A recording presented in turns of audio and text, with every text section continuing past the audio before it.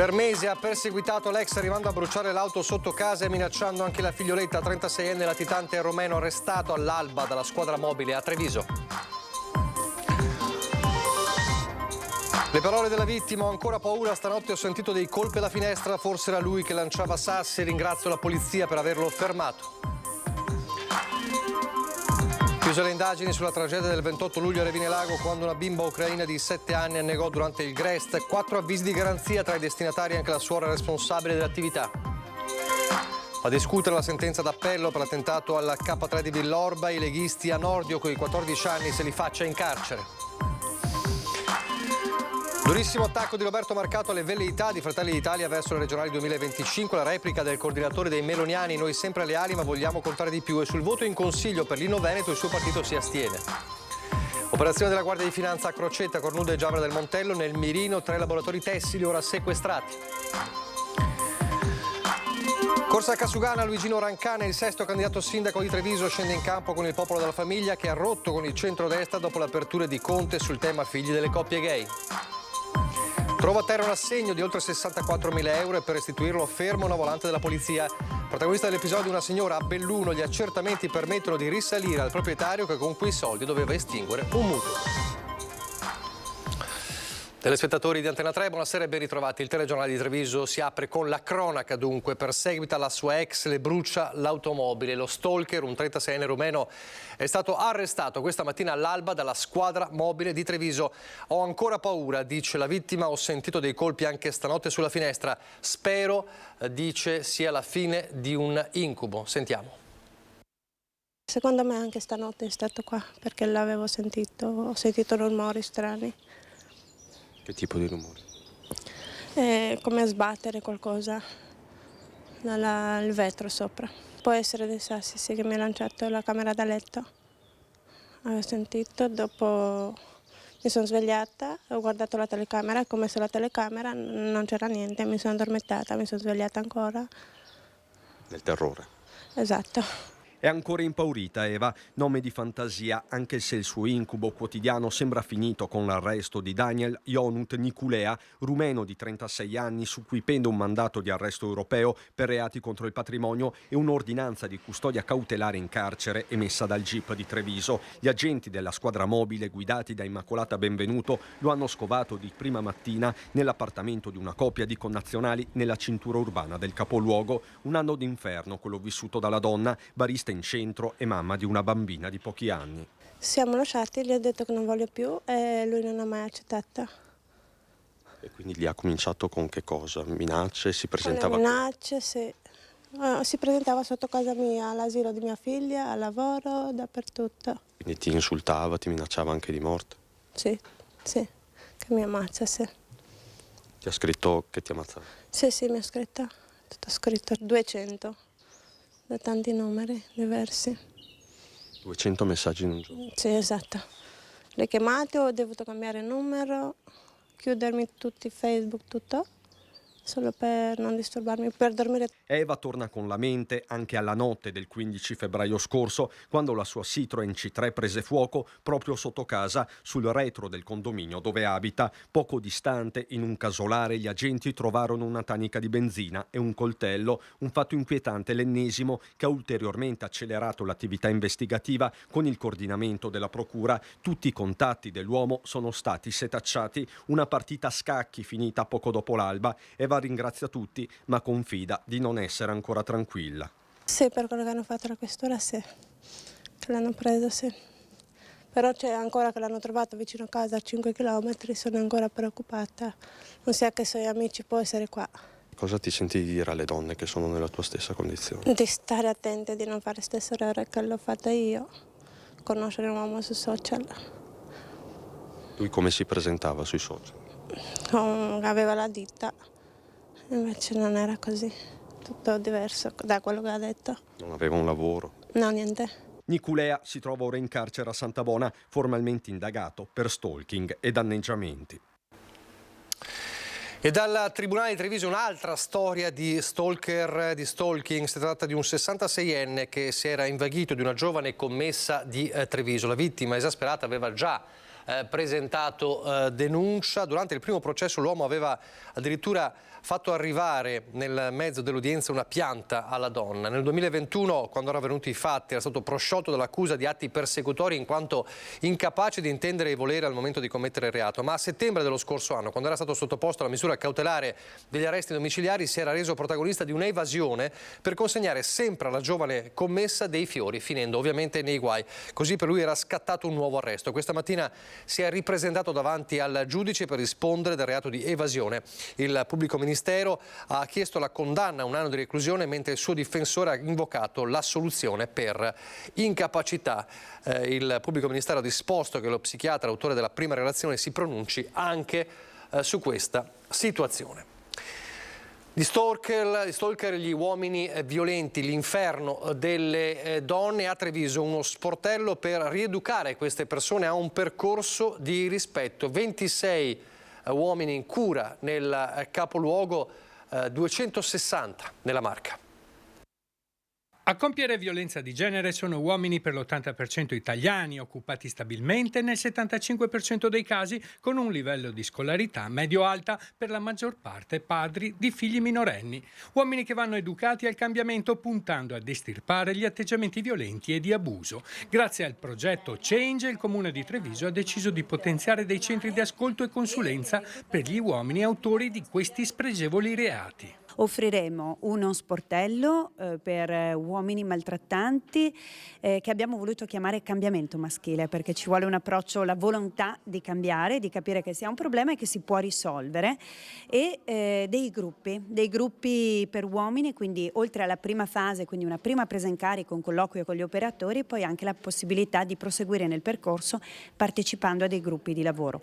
Il progetto Change poi si declina anche in una formazione nelle scuole e una formazione specifica per gli operatori. Il percorso educativo per uomini che agiscono violenza e desiderano cambiare lo stanno svolgendo in 260 nella Marca. A Treviso 26 uomini. Dopo lo sportello di ascolto in via Alzaia se ne aprirà un altro a Conegliano. A soffrire all'interno dei nuclei familiari non sono solo le donne, ma anche i bambini. Diciamo che in età adulta circa il 30% degli autori di violenza sono stati a loro volta vittime di violenza assistita nell'infanzia. In media 2 donne al giorno si recano in ospedale per maltrattamenti. Dal 2017 al febbraio del 2023 solo nella Marca 3.600 donne sono state assistite con un codice rosa al pronto soccorso, per lo più dai 35 ai 50 anni di età, ma non mancano le eccezioni. Quelle che noi vediamo purtroppo sono una piccola parte, è solo un 10% di quella che è la realtà. Abbiamo seguito casi anche di donne molto anziane, l'ultima 93enne, che era stata purtroppo vittima del marito per tanti anni. Quando il marito è morto ha cominciato il figlio, che era cresciuto in una situazione familiare in cui la violenza era come il pane quotidiano e quindi ha perpetrato le stesse azioni del padre.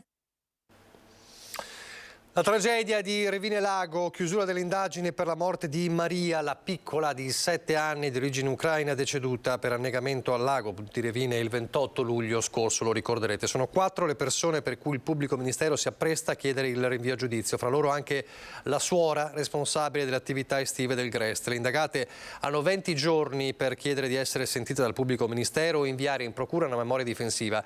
Esce invece dall'indagine l'animatrice di un altro gruppo di bambini e che sarebbe venuta a conoscenza della scomparsa della piccola soltanto più tardi. La piccola non sapeva nuotare ed era scivolata nel lago. Il suo corpo fu avvistato da alcuni turisti sotto un pontile. La comunità rimase sconvolta, lo ricorderete, da questa incredibile tragedia. Ancora la cronaca, l'operazione della Guardia di Finanza nel Montebellunese, nel Merino, 3 aziende tessili, 3 laboratori tessili ora sequestrati.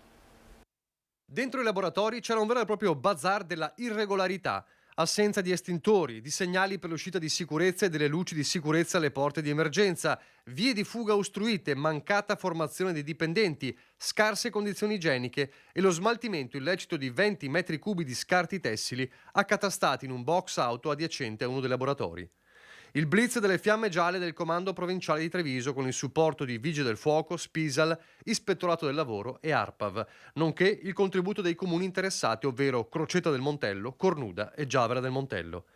I 3 opifici, che operavano sulla base di commesse ricevute da imprese locali, sono stati sottoposti a sequestro preventivo, mentre gli amministratori sono stati segnalati alla procura per violazione delle norme in materia di salute e sicurezza sui luoghi di lavoro e per illecito smaltimento di rifiuti.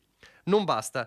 L'approfondimento della posizione dei laboratori ha permesso di accertare pendenze tributarie per 2 milioni di euro da parte delle 10 ditte, tutte amministrate da stranieri, che dal 2007 hanno gestito i 3 laboratori. Si tratta di vere e proprie imprese apri e chiudi che, dopo essere divenute insolventi, hanno trasferito personale e macchinari nella successiva impresa costituita ad hoc, che ha continuato a operare sempre nello stesso luogo con gli stessi clienti e fornitori, cambiando soltanto nome e partita IVA.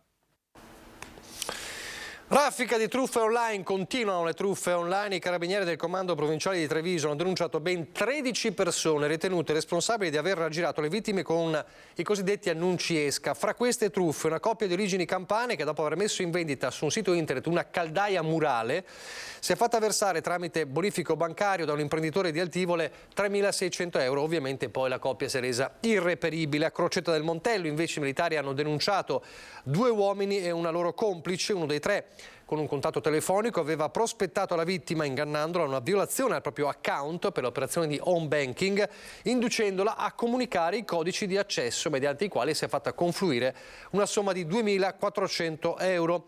Ancora un cittadino rumeno già noto alla giustizia, che dopo aver pubblicato sul sito internet un annuncio per la vendita di una utilitaria, si è fatto accreditare parte della somma, 2.650 euro, e poi si è reso ovviamente irreperibili. 13 in tutto le persone denunciate, quindi continua il monitoraggio di carabinieri sul fenomeno, la piaga delle truffe online. La cronaca giudiziaria, di nuovo, l'abbiamo raccontato in diretta ieri, la sentenza d'appello del processo per l'anarchico spagnolo, gli ordigni al K3, è una sentenza che fa discutere quella decisa ieri con la pena dimezzata rispetto al primo grado. Ieri abbiamo sentito l'avvocato proprio in diretta della Lega Trubian, oggi abbiamo sentito invece i leghisti, tra questi anche coloro che quella sera erano al K3. Facciamo un appello, io mi permetto nel mio piccolo, anche questo nuovo governo, che le sentenze sono fatte, che poi vengano rispettate, perché la certezza della pena sta anche nella effettività della pena, nel senso possono essere 30, possono essere 15 anni, in questo caso 14, mi pare di ricordare, però che siano quelli che sono previsti. È l'appello che l'attuale capogruppo della Lega in Consiglio Comunale Treviso, Barbisan, rivolge al governo e ancora più direttamente al ministro della Giustizia Carlo Nordio. Dopo la sentenza, ieri in aula bunker a Mestre, della Corte d'Appello nel processo ad Antonio Sorroce per l'attentato al K3 di Villorba, sede del Carroccio trevigiano, nell'agosto 2018. Per l'anarchico spagnolo la condanna a 14 anni e 10 mesi, pena dimezzata rispetto al processo di primo grado. Come ha spiegato l'avvocato di parte civile Stefano Trubian, il Tribunale ha riconosciuto il fine terroristico dell'azione, ma non la volontà di uccidere. Tra 90 giorni si conosceranno le motivazioni della sentenza, una vicenda giudiziaria che in casa Lega riporta alla memoria quella drammatica giornata. Che quello potesse diventare un luogo nel quale ci potesse essere un pericolo addirittura per la vita di qualcuno, questo ci ha lasciato veramente sconvolti, perché per noi è un po' una casa, ecco, il K3. Quel giorno, al momento dell'attentato al K3, erano presenti Mauro Michelon, Giuseppe Canova, Pierpaolo Floriana e Alessandro Manera. Questo secondo me non cambia peraltro la gravità del gesto stesso e anche del rischio che abbiamo accorso allora. Ritengo che questo ragazzo, peraltro, non essendosi dissociato, anzi avendone rivendicato la paternità politica durante il dibattimento, forse avrà modo in questi anni anche di capire la gravità del gesto che ha fatto, e speriamo che nessuno ripeta fatti simili. Dalla tensione di quella sera nella Lega, ovviamente per il fatto grave degli ordigni, alla tensione diversa, ovviamente tutta politica, tra la Lega e i Fratelli d'Italia. La massima tensione tra gli alleati nel centrodestra a livello regionale. Sono diventate un caso le parole pronunciate dal leghista Roberto Marcato domenica scorsa a Montorio, nel Veronese, alla festa del popolo veneto. Parole definite volgari dal coordinatore dei Fratelli d'Italia De Carlo. Sentiamo. Fratelli d'Italia vuole cambiare le carte adesso e dice vogliamo adesso avere dei posti in più, vogliamo avere delle presidenze di commissione, vogliamo avere la vicepresidenza della regione, vogliamo cambiare perché è cambiato l'assetto politico.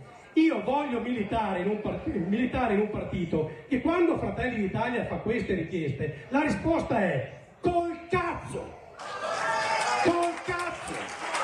Questa è la risposta. L'invettiva dal palco della festa del popolo veneto è presto diventato un caso, anche se non è la prima volta che Bulldog Roberto Marcato mostra fastidio nei confronti degli alleati. Autonomisti da un lato, patrioti dall'altro, l'affinità sembra solo elettorale, non elettiva, anche guardando il Consiglio regionale dove nelle scorse ore si è avviato l'iter di legge con cui si doterà la regione di un inno del popolo veneto. Al voto contrario delle opposizioni si è aggiunta l'astensione di Fratelli d'Italia. Apriti cielo, ed è così che le parole pronunciate a Montorio Veronese da Marcato segnano un solco nel rapporto tra forze del centrodestra. All'orizzonte le regionali 2025, così lontane, così vicine. E se la mettono via, se ci sarà il terzo mandato lo farà ancora Zaia. Se non ci sarà il terzo mandato, se la mettono via tutti, Fratelli d'Italia, Forza Italia, PD, sarà ancora un candidato della Lega.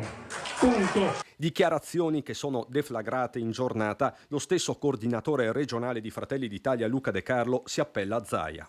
Al netto del linguaggio e dei modi decisamente volgari dell'assessore Marcato, Fratelli d'Italia non chiede poltrone, non chiede posti, non lo ha mai fatto. Fratelli d'Italia fa un ragionamento politico di condivisione e di coinvolgimento nelle scelte della regione. Starà poi al presidente Zaia capire o cercare di vedere quanto coinvolgimento vuole da parte del nostro partito, dei nostri consigli regionali, anche alla luce sì dei risultati che ci sono stati, ma anche alla luce del fatto che ci siamo sempre dimostrati leali e corretti e che vorremmo essere più coinvolti anche nelle scelte regionali. Tutto qua. A confermare la linea è anche il responsabile enti locali dei meloniani quando mancano meno di 2 mesi alle amministrative per 49 comuni del Veneto. Non è che ci si stracci le vesti, ecco, se non ci verrà riconosciuto qualcosa. Quando sarà ora probabilmente ce la prenderemo e poi dopo però i ragionamenti li faremo noi.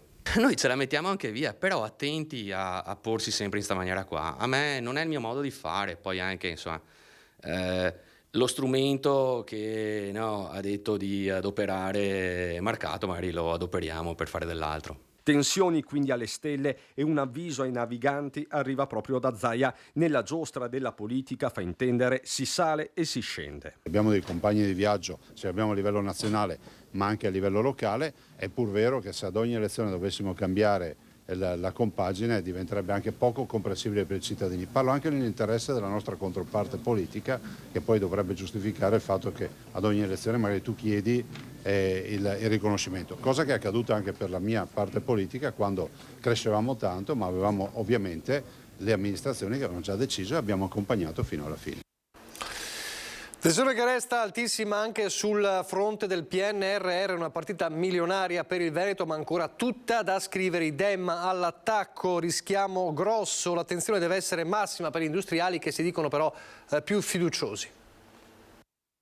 Rischia il Veneto, rischia l'intero paese, stiamo parlando di quasi 200 miliardi di euro che sono stati messi a disposizione dall'Europa con tasse europee sui cittadini europei e il nostro paese, come è noto, è il paese che prende più soldi da questi grandi progetti, da queste 6 grandi aree tematiche, e all'interno di questo certamente il Veneto ha un peso di circa il 10%. Una partita miliardaria che sta scontando troppi ritardi, quella del PNRR, è scandita dai ripetuti allarmi degli enti locali, spesso sprovvisti del personale necessario anche per la stesura dei progetti. Tempi lunghi, burocrazia che non funziona, assenza di competenza all'interno della pubblica amministrazione, che non sempre è in grado, anzi spesso non è in grado di far fronte a progetti di questo tipo, progetti a volte che non stanno in piedi. Ferrazzi porta l'esempio del nuovo stadio di Venezia, per cui la Commissione europea ha chiesto approfondimenti al pari del rifacimento di quello di Firenze, ma la questione non coinvolge solo comuni ed enti, la messa a terra spetta alle imprese. Il mondo industriale di Treviso, Padova e Venezia resta fiducioso. Io sono ancora positivo e confidente che possono arrivare i fondi e essere spesi per le opere previste. Quindi adesso diamo fiducia al governo e diamo fiducia alla regione che possono portare tutte le risorse necessarie nel nostro territorio. Sullo sfondo le parole del Capo dello Stato proprio sul PNRR. È il momento di mettersi alla stanga, ha detto Mattarella scomodando Alcide De Gasperi pochi giorni fa. E a proposito di citazioni... Io sono un inguaribile ottimista, Don Sturzo diceva sono unitario ma federalista impenitente. E da autonomista impenitente dico che le risorse dedicate al Veneto devono venire in Veneto, non devono andare da altre parti, questo è poco ma sicuro. Dopodiché sul PNRR, l'ho detto fin dall'inizio, c'è l'articolo 21 che permette la rinegoziazione del trattato, qualora vi siano anche nuove esigenze, ad esempio il tema dell'aiutare le famiglie sui costi energetici piuttosto che fare investimenti nella riconversione green sta diventando prioritario ed è giusto che si investa, il che non vuol dire togliere risorse a chi già ce le ha. La cronaca, la politica, la sanità, tutto questo fra pochissimo dopo la pubblicità.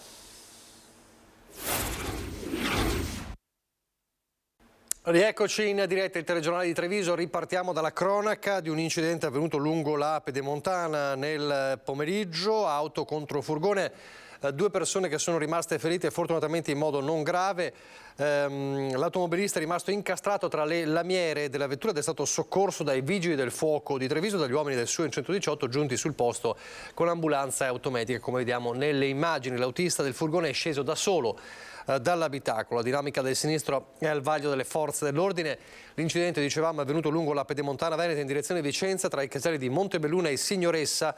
Il traffico ha subito inevitabili rallentamenti alla circolazione. Torniamo a Treviso, torniamo a parlare di politica e di elezioni amministrative con il 6° candidato in corsa come sindaco a Casugana, è Luigino Rancan, scende in campo con il Popolo della Famiglia che ha rotto con il centrodestra dopo le aperture di Conte sul tema figli delle coppie gay. La goccia che ha fatto traboccare il vaso è stata la decisione di Conte di aprire alla registrazione dei nati da coppie gay.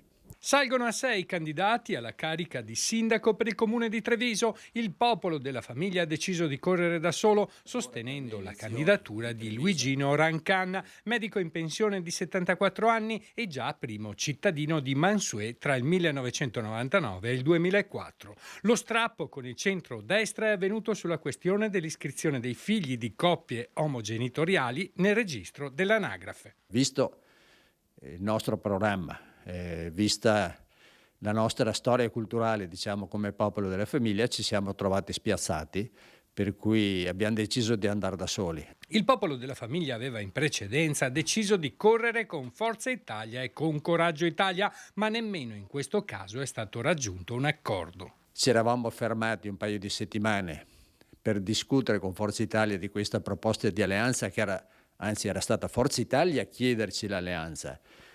Noi ben volentieri l'avevamo accettata, erano contenti di averci come alleati, però è arrivato un qualcosa di livello nazionale che ha detto di no, con il Popolo della Famiglia non si fa alcuna alleanza. Correre da soli era una soluzione persino auspicata dal presidente Mario Adinolfi nell'ottobre scorso, che il neocandidato Rancan condivide. Perché possiamo correre da soli e parlare liberamente.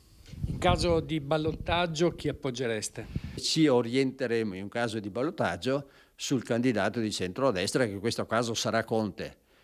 Però se la cittadinanza di Treviso ci dà voti, ci dà un peso a livello elettorale, potremo anche condizionare il sindaco Conte su certe scelte, tipo questa dell'iscrizione dei figli delle coppie omosessuali. Ancora la politica con un fronte che si è aperto, lo sappiamo, da giorni a Mogliano dopo le dimissioni dell'assessora Giuliana Tocchetta. Ad andare all'attacco oggi al circolo del Partito Democratico con Giacomo Nilandi. Il sindaco Bortolato, dice Nilandi, smette di dire bugie alla città e spiega le vere motivazioni politiche delle dimissioni di Tocchetta e ci dica se ha barattato un assessorato con Fratelli d'Italia in cambio del loro sostegno alle prossime elezioni. Le espressioni usate da Nilandi sono forti. Per come si comporta e muove, più che un sindaco civico, risulta essere politicamente cinico e opportunista che non guarda in faccia a nessuno pur di mantenere il potere. Attacca il circolo del PD che parla anche di una ipotetica deriva xenofoba e autoritaria. Si attendono ovviamente le repliche di Bortolato. Adesso la sanità, parliamo di sanità e parliamo della battaglia per tornare ad avere un seno come quello precedente alla mastectomia, quindi il tumore al seno. È la battaglia di un'associazione di ex pazienti di tumore per vedere riconosciuta dal Sistema Sanitario Nazionale una tecnica innovativa, ma oggi quasi osteggiata. Sentite. Ho visto che era una cosa incredibile, che non era possibile che rimanesse nelle stanze e della clinica dove io ero andata a farlo e che tutte le donne non fossero, e tante donne non fossero a conoscenza di questo. Questa è la storia di un diritto negato, il diritto a usufruire del metodo più naturale per recuperare la propria identità di donna dopo la terribile esperienza del tumore al seno e dopo la sua ricostruzione. Una pratica oggi affidata soprattutto alle protesi in silicone, intervento che rientra nel percorso sanitario successivo alla mastectomia e realizzato direttamente in sala operatoria. Certo, una soluzione che resta importante per le donne, ma non l'unica e non la migliore dal punto di vista naturale ed estetico, quindi psicologico. Perché c'è un'altra tecnica ormai riconosciuta a livello internazionale, una tecnica nata dall'intuizione di un luminare veneto, ma ancora poco conosciuta, quasi osteggiata e non inserita nel percorso post-intervento dal Sistema Sanitario Nazionale. La friulana Daniela Lizzi ha fondato l'associazione Airia proprio per informare il maggior numero di donne di questa innovazione che scoprì quasi per caso nel 2011 dopo il suo tumore. Usare non un corpo estraneo, ma il grasso della paziente stessa, che dopo una liposuzione non invasiva viene iniettato a più riprese nell'area della mammella rimossa.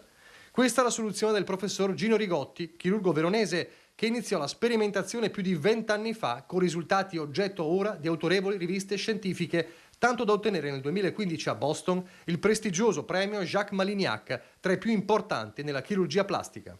Questa tecnica ha questa grandiosità del riportare il seno alla sua naturale originalità, una definitività che le protesi a silicone o anche le nuove protesi non possono dare, nel senso che comunque, e non tutti sanno, ma non tutti dicono, eccetera, le protesi comunque hanno una vita, hanno una scadenza. Seno simmetrico, naturale, non in scadenza, eppure per molti pazienti resta un sistema sconsigliato. Spesso gli viene detto che è un percorso molto lungo, faticoso, con tante operazioni. Vengono scoraggiate, ci sta dicendo questo?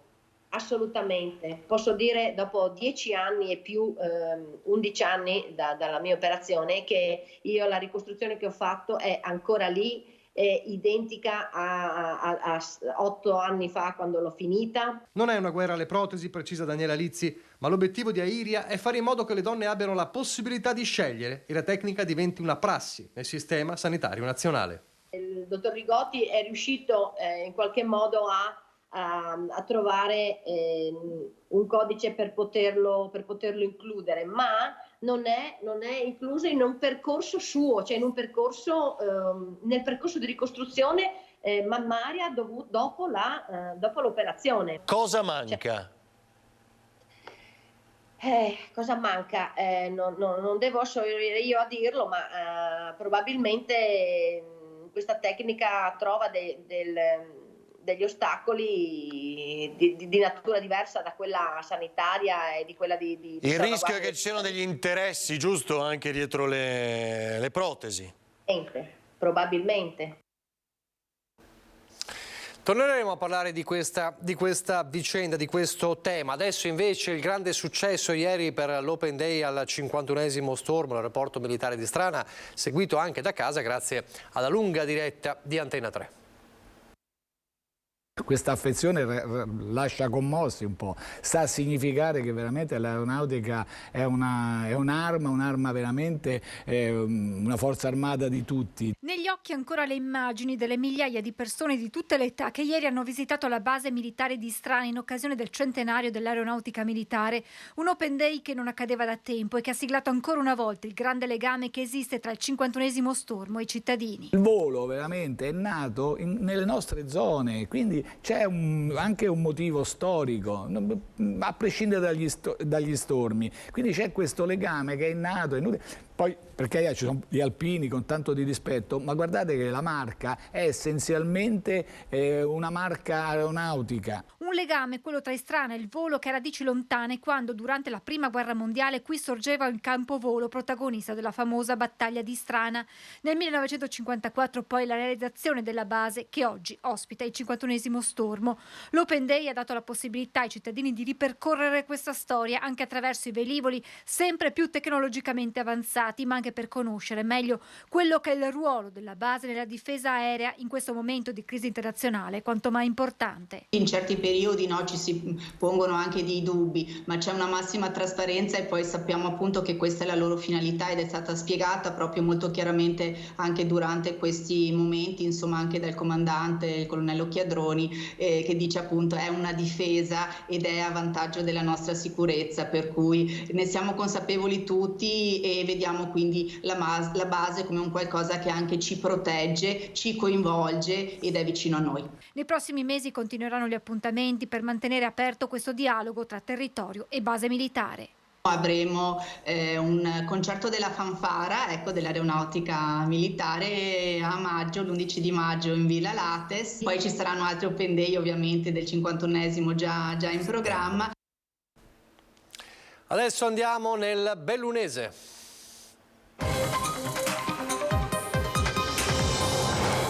Non la cronaca stavolta in apertura, ma una storia a lieto fine, una bella storia, una bella notizia, una buona notizia, quella di una signora che in centro a Belluno trova un assegno contenente una somma ingentissima, chiama la polizia e lo fa restituire. Esce dal supermercato nel quale si era recata per fare la spesa e nota un documento abbandonato sul marciapiede di rimpetto. Si può solo immaginare lo stupore della donna quando si deve essere resa conto che quella carta rappresentava un assegno da ben 64.000 euro. Il fatto è avvenuto all'esterno di un supermercato in Piazza dei Martiri e secondo quanto ci è stato riportato da un conoscente della signora si sarebbe verificato nella mattinata di lunedì. Il giorno dopo la sagra della Madonna Addolorata, questa signora mi ha detto che ha trovato un assegno di notevole entità, perché 64.000 euro, e che lei l'ha consegnato immediatamente alla forza pubblica in modo che non andasse perduto. Lei conosce personalmente la signora? Sì, lei che mi ha raccontato il fatto era abbastanza colpita dall'entità della cifra. Immediata quindi la reazione della donna, che ha subito fermato una volante della polizia impegnata in un normale controllo sul territorio per consegnare l'assegno e assicurarsi che fosse restituito al legittimo proprietario. Gli accertamenti delle forze dell'ordine hanno permesso l'individuazione del titolare della somma in brevissimo tempo, il quale, presumibilmente sollevato dalla vista degli agenti, una volta ricevuto quanto aveva smarrito, avrebbe raccontato agli stessi che la somma sarebbe servita per estinguere un mutuo presso la banca. Lei era con la coscienza a posto perché aveva immediatamente dato questo documento, questo assegno alle forze dell'ordine. Un'azione davvero virtuosa e incoraggiante che ha subito ricevuto il plauso del primo cittadino. Notizia positiva finalmente, una persona che ha uno spiccato senso civico di rispetto dell'altro e davanti anche a una cosa che ha trovato che poteva anche beneficiarne, invece il dovere l'ha portata a rintracciare il proprietario. Sicuramente una storia bellissima da tenere da esempio tutti quanti e noi come città di Belluno anche con orgoglio perché questa cittadina è proprio di Belluno. Poi però ci sono le problematiche del capoluogo e proprio dal centro del capoluogo continuano le proteste perché i residenti chiedono più iniziative all'amministrazione comunale per far rivivere il cuore di Belluno. A Belluno è scoppiata la polemica. Sono in molti tra gli esercenti di bar e ristoranti della piazza a lamentare la posizione di Palazzo Rosso, che torna a richiedere i 2,70 euro al metro quadro per l'occupazione del suolo pubblico, originariamente concesso per fronteggiare la pandemia da Covid-19 e che di fatto porterà alla rimozione di numerose sedie e tavolini per le consumazioni all'aperto. D'altro canto, la visione dell'amministrazione, riferitaci dall'assessore e vice sindaco Paolo Gamba, è quella di un centro storico più sobrio, con decoro uniformati e meno tavolini disposti selvaggiamente, dove ordine è sinonimo di bellezza, una posizione che non sembra però essere condivisa nemmeno da molti cittadini. Allora tolgono tutto, cosa si fa? Entro sul bar in estate? No. Trovo che sia anche più bello fuori. No, perché quando c'è tanta gente, se c'è il momento che c'è tanta gente, se non trovano un posto a sedere, così la gente va da altre parti. Secondo me riduce anche il momento di essere insieme a altre persone strane, magari fare nuove amicizie, e questo fa tanto alla comunità. Credo che manchi un po' di idea comune, di condivisione e di rilancio probabilmente dei servizi e degli obiettivi che vogliamo darci come città. Bisogna incentivare un po' l'attività commerciale perché altrimenti il centro rischia di morire. Certo è che il cuore della provincia dolomitica vive da anni un andamento tendente al declino per quanto riguarda l'attrattività, con sempre meno persone a popolare le vie e molti negozi sfitti. Da qui la posizione di Confcommercio, il cui invito è all'uso del buon senso e alla mediazione con un dialogo civile, sottolineando l'evidenza di un trend negativo di abitabilità del centro storico che deve essere risolto con la collaborazione tra le parti, perché Belluno non deve essere una semplice città turistica, ma il polo dell'offerta del turismo dell'intera provincia. Non funziona in questa maniera, c'è solo un incattivimento da una parte e dall'altra. Vivo in centro di Belluno e ho visto che effettivamente c'è meno gente, è un effetto domino. Se cominciano ad aprire negozi, se c'è gente, bene, parte tutto, è l'effetto domino, dobbiamo farlo partire in qualche maniera, con un'attrattività. A proposito di centri storici, ci spostiamo a Feltre, dove il rilancio passa dall'approvazione degli interventi di adeguamento sismico e consolidamento dei palazzetti da Romagno Bovio, meglio noto come Cingolani. La Giunta Comunale ha infatti approvato nella sua ultima seduta il progetto definitivo per un investimento complessivo di 1,1 milioni di euro. Gli interventi riguardano, oltre all'adeguamento sismico, il rifacimento di parte della copertura e la sostituzione dei serramenti. È davvero tutto da Treviso, vi lascio alle previsioni del tempo, grazie per averci seguito e arrivederci.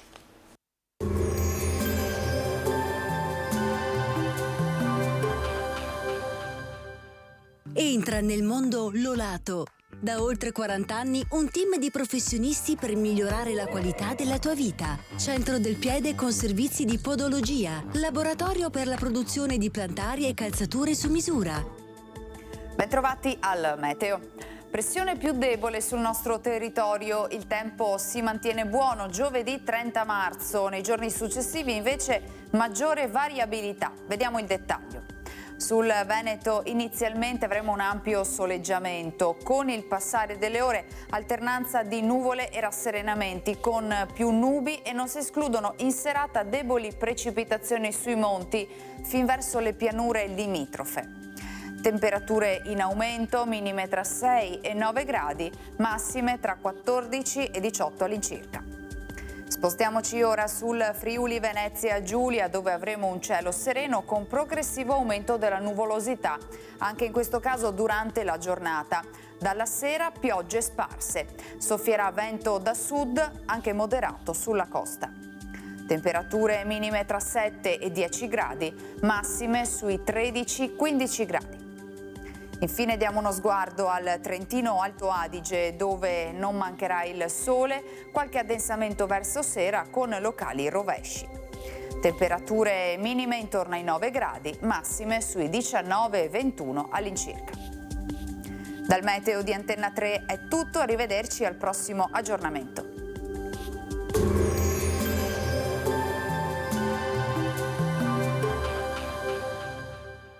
Busti, tutori e protesi di arto personalizzati. Ortopedia e sanitaria Lolato. A Treviso e Montebelluna. Lolato, soluzioni per star bene.